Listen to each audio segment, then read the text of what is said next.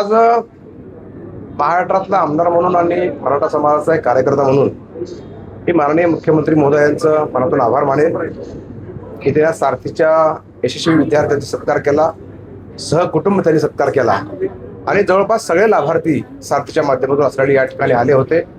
त्याच्याबद्दल मी यशस्वी विद्यार्थ्यांचं अभिनंदन करतो आणि माननीय मुख्यमंत्री महोदयांचे आभार मानतो की त्यांनी सारथीसाठी आज खास वेळ दिला, सारथीच्या इमारतीची पाहणी केली, तिथे काही सूचना केल्या. आज सारथीला ताकद देण्यासाठी अण्णासाहेब पाटील आर्थिक विकास महामंडळ आणि सारथी एकत्र एकात हातात हात धरून काम करतील असं सांगितल्यामुळं सारथी आणि अण्णासाहेब पाटील आर्थिक विकास महामंडळ एका अंडर वन रूप आले. त्यामुळं मी माननीय मुख्यमंत्र्यांचे आभारी मानतो आणि अभिनंदनही करतो. तुमच्यावरती आरोप केलाय की त्या पहिल्या लाईनीत बसल्या होत्या. तुम्ही असं म्हणालात की हा मराठा समाजाचा कार्यक्रम आहे आणि आपण मागं बसून त्या रागाने निघून गेल्या. त्या म्हणाले की ताईंचा गैरसमज झालेला आहे.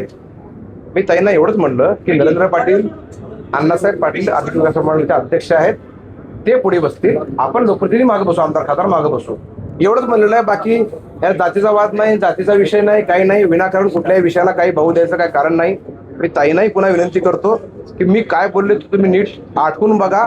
बाजूला दाभोळकर होते, राजूरकर होते, इकडे योगेश अण्णा होते, सगळ्यांनी ऐकलेलं मी काय बोललो ते. मी त्यांना एवढंच म्हणलं की नरेंद्र पाटील आर्थिक अण्णासाहेब पाटील महामंडळाचे अध्यक्ष आहेत, ते पुढे बसतील, आपण मागे बसूया. कारण काय होतं, एक खुर्ची रिकामी होते अण्णा बनसोडे साहेबांची, अण्णा आले नाहीत म्हणून मी म्हणलं की मी आपण नरेंद्र पाटलांना बसूया, एवढंच आहे.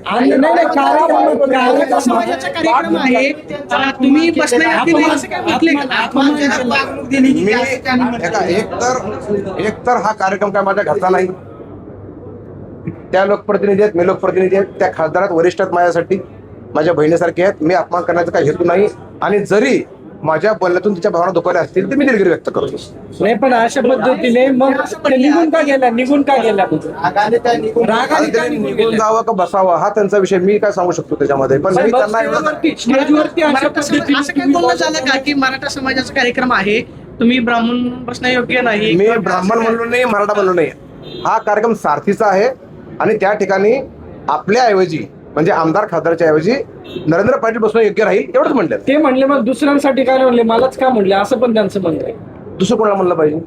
बाकी पण लोक होते.